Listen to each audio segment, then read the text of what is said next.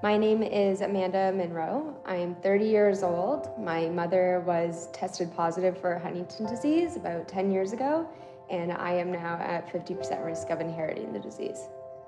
Huntington's disease is a hereditary neurodegenerative brain disorder. It is most similar to having ALS, Parkinson's, and Alzheimer's all in one. Whew. You're trapped inside a body that can't move. You are trying to speak sentences from going from point A to point B, and you can't get there.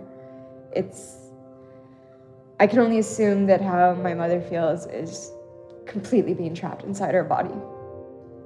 And to me, that would be torture. It would be complete and utter torture. I never knew what Huntington's was until my mom got diagnosed with it.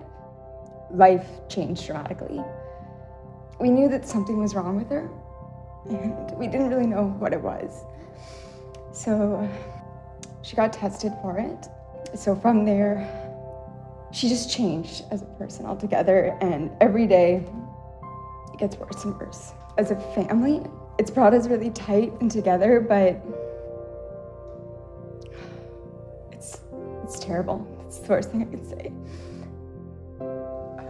I see my mom with my niece, and she wants to be this great grandmother, and she is, but she can't carry her. She can't walk with her. I think one of the hardest things is watching my dad with her, because he's been with her since they were 20, and he's seen her before this disease took over. He spends his days caring for her, and he's the most patient man in the world I know of. He's a hero to me for it, but it's hard to see. How do you put into words how do you put into words how much love you have for someone that's just, they've been totally taken away because of this disease? It's hard because you see her trying to communicate with us, and I mean, her mind is still there, but the ability to talk, the ability to even go for a walk with him, do anything with him, it's gone. And I know he had plans to retire and travel with her now, and that's gone. All of it's gone. So it's hard every day. Right now, as a child of a Huntington's parent, I have a 50% chance of inheriting it. Today, there is tests that you can go and get done to see if you do have it or not.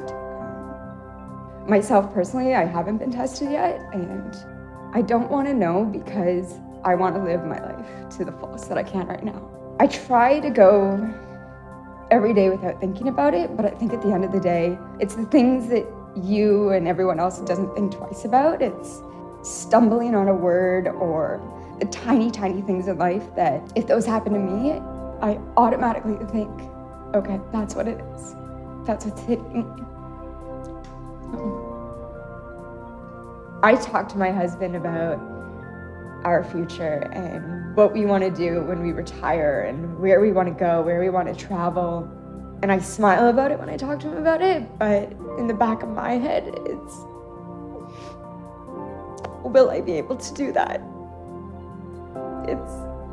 It's taken away being able to think of my future and be 100% happy about it.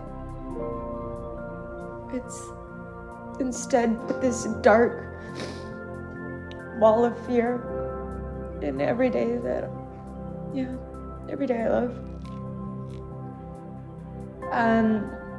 The Huntington Society helps my family as well as any other family that's affected by, the biggest thing is that they're there. They're there for any questions that you have. They're there for any support that's needed. They're there to give you hope that, you know what, we're all in this together. We're gonna get through it, and we're gonna keep pushing forward until this disease doesn't exist. The best thing that people can do to help is by speaking out about it. Even if it's not, you're not affected by someone that has it, talk about it to other people. Even the smallest donation in the world is that tiny little bit of hope for the families that are affected by it. And it's one step closer to finding that cure that's there that can possibly even help my generation, but more so for the generations coming forward. They're so close to finding a cure that it's almost like you just want to go and give them that one extra push, because it's all they need, and every donation that they receive is a step closer.